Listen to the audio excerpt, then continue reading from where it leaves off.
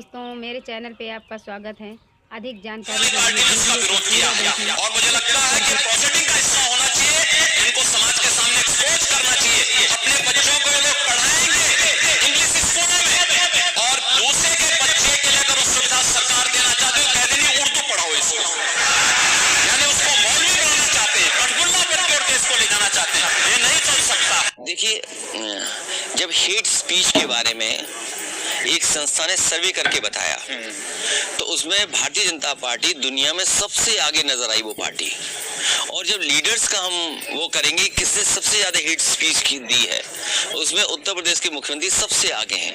मुझे लगता है वो गलत भाषा बोलने पर या इस तरह के व्यवहार करने पर उन्हें कोई ना कोई मेडल दे रहा है। और ये बात मत भूल जाना आप, यही चैनल था, ऐसे ही आमने सामने कैमरे के खड़े थे, मुख्यमंत्री ने पता नहीं कौन सा शब्द का इस्तेमाल किया था, वही नहीं जो रोने की एक्टिंग की थी। आप जानकारी करिएगा, जब पहली बार रिकॉर्डिंग हुई तो वो ज्यादा रो दिए, पूरी रिकॉर्डिंग डिलीट करनी पड़ी। दोबारा उन्होंने रो करके जो दिखाया, फिर खुद रिकॉर्डिंग देखी, तब जाकर के वो वीडियो लाइव हुआ है। तो ऐसे मुख्यमंत्री से क्या उम्मीद आप कर सकते हो? मुख्यमंत्री कह रहे हैं कि राज्यपाल का भाषण नहीं होने दिया समाजवादी पार्टी ने, अखिलेश जी को और बाकी उनके सदस्यों को माफी मांगनी चाहिए। हम लोगों को माफी नहीं मांगनी चाहिए। माँ गंगा में हिंदू धर्म में पाप धोने का भी मौका मिलता है।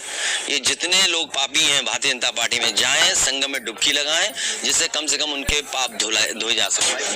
महाकुंभ को लेकर बहुत सारी व्यवस्थाएं हो रही हैं, इसलिए इतने समय से महाकुंभ होता हुआ है, लेकिन आज तक कभी वो सबसे बड़ी बात समझने की ये है कि जो लोग ये कहते हैं कि अर्थव्यवस्था हमारी 5वें नंबर की देश दुनिया में है और 30वें नंबर की अर्थव्यवस्था बन जाएगी, वहीं यूपी सरकार का जो सपना है $1 ट्रिलियन इकोनॉमी का, क्या $1 ट्रिलियन इकोनॉमी का सपना ये कुंभ से पूरा करना चाहते हैं?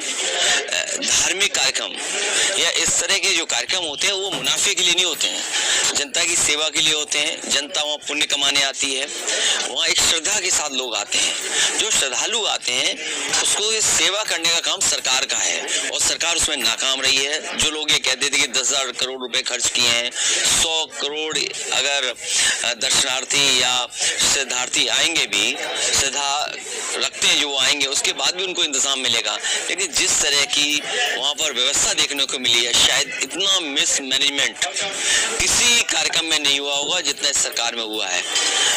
अब तो एनजीटी की रिपोर्ट आ गई है, पानी की गुणवत्ता क्या है।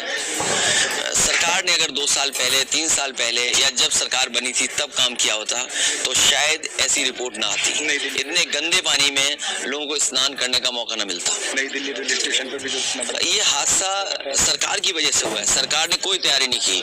अगर सरकार ने तैयारी की होती तो न ट्रैफिक जाम होते, न इन्हें स्टेशनें बंद करना पड़ता, न स्टेशनों पे। अगर अंग्रेजी करा तो उर्दू भी कर दीजिए, उर्दू क्यों नहीं करते? अपने बच्चों को ये लोग पढ़ाएंगे इंग्लिश स्कूलों में और दूसरे के बच्चे के लिए अगर वो सुविधा सरकार देना चाहते हो कह देनी उर्दू पढ़ाओ इसको, यानी उसको मौलवी बनाना चाहते हैं, कटगुल्ला पेट तोड़ के इसको ले जाना चाहते हैं। जो हमारी भाषा बुंदेलखंडी भोजपुरी, इसका हम विरोध नहीं करते, लेकिन अंग्रेजी का इस विधानसभा में प्रयोग करना ये न्यायोचित नहीं है। बड़े मुश्किल से अंग्रेजी यहाँ से हटाई गई थी और हमारी भाषा हिंदी घोषित की गई थी विधानसभा का। आप अंग्रेजी ला करके हिंदी को कमजोर करने का प्रयास हो रहा है, ये नहीं होना चाहिए। हिंदी को हटाने के लिए हम लोगों ने यातनाएं झेली हैं। दिल्ली तिहाड़ जेल में बंद रहे हैं, लखनऊ जेल में बंद रहे हैं, गोरखपुर के जेल में बंद रहे इस आंदोलन, इसलिए कि ये हिंदी अंग्रेजी यहाँ माध्यम न बने।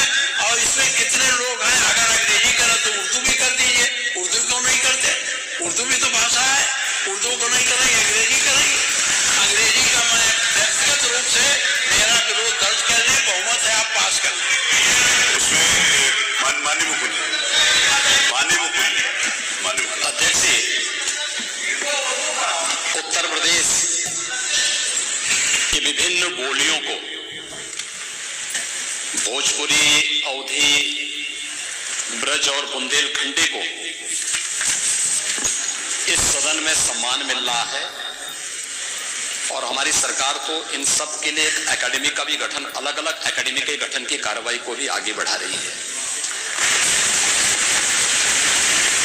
ये सभी हिंदी की उपभाषाएं हैं, यानी हिंदी की बेटियां हैं। भाषा की समृद्धि के आधार है और हमें इसका स्वागत करना चाहिए। ये सदन साहित्यिक, केवल विशुद्ध साहित्यिक और व्याकरण से के विद्वानों की नहीं है, आम जन का प्रतिनिधित्व करने वाले माननीय सदस्य समाज के विभिन्न तबके से आए हैं। अंतिम पायदान पर बैठे हुए व्यक्ति की आवाज को भी सदन में मुखरता मिले। इसके लिए अगर किसी को हिंदी में वह धारा प्रवाह नहीं बोल सकता तो उसको भोजपुरी में भी अपनी बात को रखने का अधिकार मिलना चाहिए। अवधि में, ब्रज में या